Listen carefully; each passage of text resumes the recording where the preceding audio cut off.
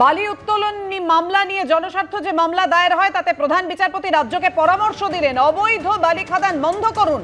FIR দায়ের করে ক্ষান্ত থাকলে হবে না, 3 মাসের মধ্যে উপযুক্ত পদক্ষেপের জন্য পুলিশ প্রশাসনকে নির্দেশ দিলেন বিচারপতি। অবৈধভাবে বালি উত্তোলন বন্ধ করতে হবে এমন মন্তব্য প্রধান বিচারপতি। দোষীদের শুধু গ্রেফতার করলেই হবে না, বালি উত্তোলনের জন্য ব্যবহৃত গাড়ি বাজেয়াপ্ত করতে হবে, পরিবহনের জন্য ব্যবহৃত গাড়ি বাজেয়াপ্ত করতে হবে, উপযুক্ত জরিমানাও করতে হবে নির্দেশ প্রধান বিচারপতি। দামোদর থেকে অবৈধ বালি উত্তোলনের অভিযোগ হয় এবং সেই অভিযোগ ওঠে, তারপর জনস্বার্থ মামলাও দায়ের হয়েছিল। আর সেই মামলায় প্রধান বিচারপতির এই নির্দেশ যে দোষীদের শুধু গ্রেফতার করলেই হবে না, বালি উত্তোলনের জন্য যে ব্যবহৃত গাড়ি তা বাজেয়াপ্ত করতে হবে। অবৈধ বালি খাদান বন্ধ করুন, রাজ্যকে পরামর্শ প্রধান বিচারপতির। এফআইআর দায়ের করে ক্ষান্ত থাকলে হবে না, 3 মাসের মধ্যে উপযুক্ত পদক্ষেপের জন্য পুলিশ প্রশাসনকে নির্দেশ। অবৈধভাবে বালি উত্তোলন বন্ধ করতে হবে মন্তব্য প্রধান বিচারপতির।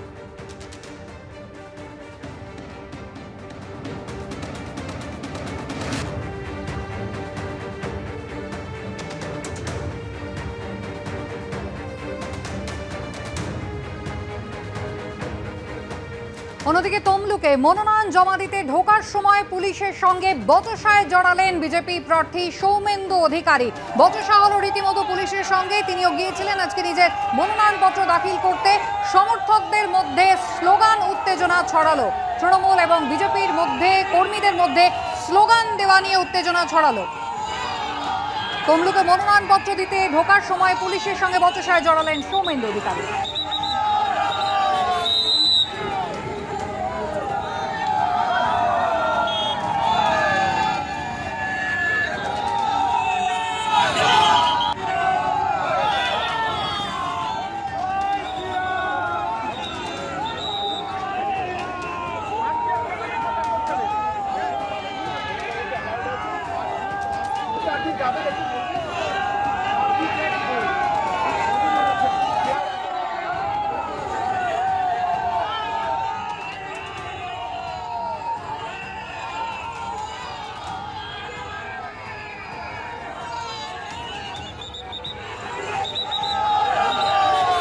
বিটন চক্রবর্তী আমাদের প্রতিনিধি রয়েছেন টেলিফোন লাইনে। বিটন, কি নিয়ে উত্তেজনা?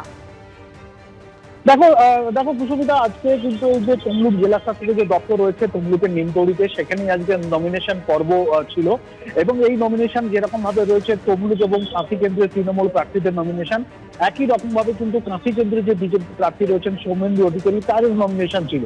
প্রথমে যেটা দেখা যায় যে কাঁথি কেন্দ্রের তৃণমূল প্রার্থী এবং তমলুক কেন্দ্রের তৃণমূল প্রার্থী দেবাংশু ভট্টাচার্য সহ যেটা উত্তম বাড়ি, তারা কিন্তু ঢুকে যায় এবং পরবর্তীকালে যখন সৌমেন্দু অধিকারী কর্মী সমর্থকদের নিয়ে যখন নমিনেশন করার জন্য ঢুকতে যায়, তখন অভিযোগ যে পুলিশ তাদেরকে বাধা দেয় এবং দীর্ঘক্ষণ ধরে সেখানটা তারা আটকে থাকে এবং পুলিশের সঙ্গে বচসা হয়। কি কারণে?